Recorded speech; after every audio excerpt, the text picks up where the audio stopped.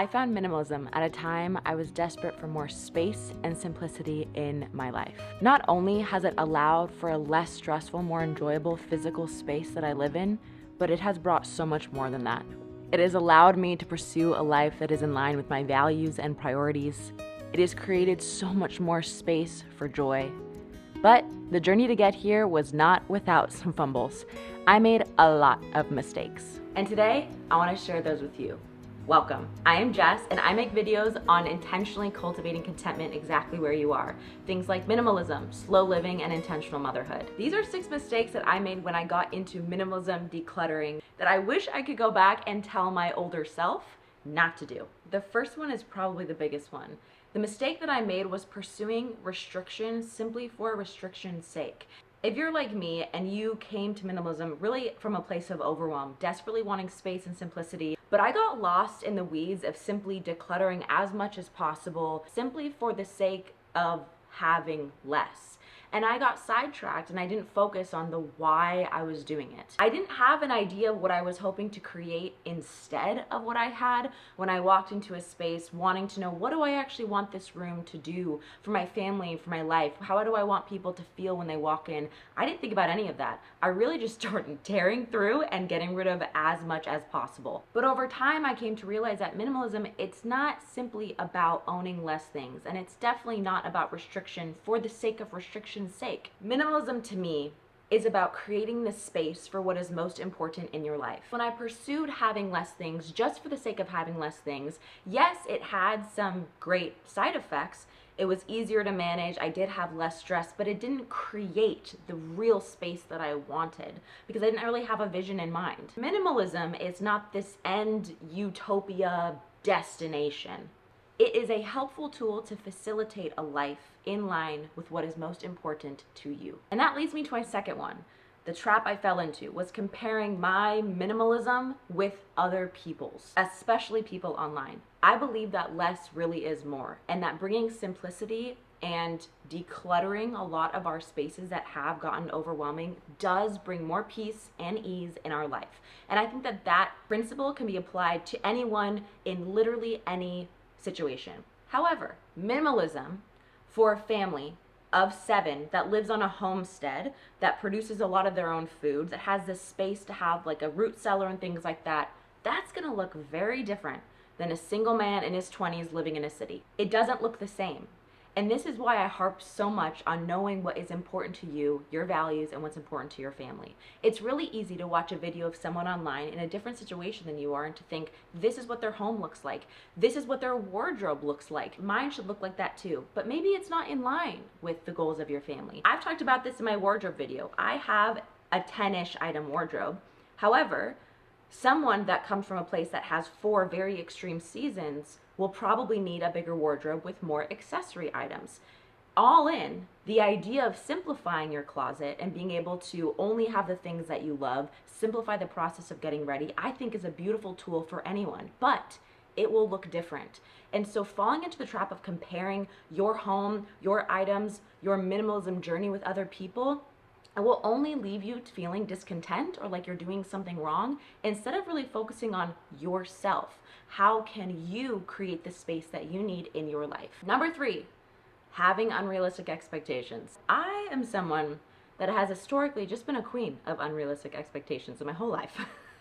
I will say it. I thought I would declutter my whole house in like 5 days and I would just get through it and it would be done. I didn't expect decluttering to bring up so many emotions. I didn't expect minimalism to be so challenging to my emotions. There are so many unrealistic expectations I carried. Expect that it might take longer. Expect it to be a journey and not a destination, and expect that you will probably make mistakes. You might donate something that you end up regretting. You might make an imperfect purchase and say, oh, I really bought that impulsively. I really don't need that. I don't want that, and I end up having to declutter it. Either way, this is not a destination. It is a learning curve. It is a skill that we practice. Having unrealistic expectations on yourself, the process, needing to be perfect, whatever that means, it's gonna suck the joy out of it. Number 4, this is a big one. A mistake that I made in my minimalism journey was focusing on decluttering and getting rid of the things that I had while not addressing the buying habits that I had. Minimalism to me, and really like pursuing simplicity, it's about what's coming in and about what's going out. A lot of us can easily focus on what's going out, just decluttering, getting rid of things, minimizing, but then we don't address our impulsive buying habits. At least for me, I did. I didn't address my emotional spending. I didn't address how I was spending my money, that I was constantly bringing things in, that I really focused on quantity and not quality. It kept me in this perpetual cycle of constantly needing to declutter all the time. And not in a way that felt like I was managing my inventory, but in a way that felt like I kept drowning under things. And I realized I have to address what's coming in. I have to address my buying habits, the emotions that I hold onto shopping, the emotions that I hold onto the things I'm receiving. That is of the utmost importance. Otherwise, I was going to keep getting stuck in that cycle for a long time. Number 5. Mistake I made in the very beginning was thinking that clutter was just relegated to physical belongings. If you've been here on my channel for a while, you know how passionate I am about digital minimalism. I truly believe that in our modern day and age, the technology clutter that we carry is just as, if not more, stress-inducing, anxiety-inducing, overwhelming to our lives than our physical belongings. And if you're also like me, you'll find that sometimes it's easier to just focus on the physical belongings that we have while not addressing the fact that our information overload, the amount of time we spend scrolling, the amount of media that we're intaking is causing so much mental clutter that's actually really stealing joy and presence from our life. I have an entire video on digital minimalism. I share a lot of tips and my journey as well, and I will link those down below. But all in all, I think it's important to think about clutter not just in the physical things that you have in your space, but the clutter that's taking up space in your mind. Number 6. This was a mistake I kept making for a long time, and maybe you did too. The minimalism mistake is thinking that giving away or donating items is a massive loss and you have to sell as much as you can. I really struggled with this, especially the first go around through my house, because we got rid of so many things. I tried to sell as much as I could. I saved anything that I had that I thought had a little bit of value, anything.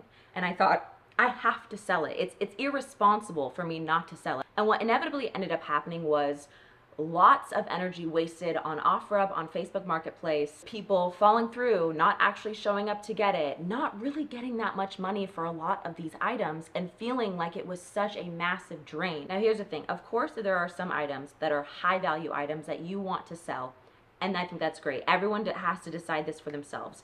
But if you're anything like me, you end up storing these things that you want to get rid of for months, trying to sell them, and it creates this burden on your brain and continued clutter that you have because you don't feel like you're allowed to donate them or that you're allowed to give them to somebody. I don't know if it's just me and I'm bad at this, but it was really hard for me. And finally, after a couple months, I ended up finding people literally through my church whose kid wanted to learn guitar, and I said, please, enjoy it. Have this keyboard, have this guitar, and it ends up blessing somebody else, and it was truly a load off. I don't feel like that was a waste of money at all, because here's the thing that I really had to reckon with. The money was not wasted when you gave it away. The money was wasted when you bought it and you never used it. And that was the case of a lot of those items for me. I had to weigh the cost of all the energy and time that was wasted trying to sell it and how much money I was actually going to be getting back for it, especially as a mom who doesn't have a lot of time, just like hanging around, where I could be on my phone and I could be on my, computer to message with these people back and forth. That was extremely freeing for me. That's it. The 6 mistakes I made in my minimalism journey. If you made any mistakes on your journey that you learned from, let me know below in the comments. Thanks for hanging out with me. I'll see you in the next video.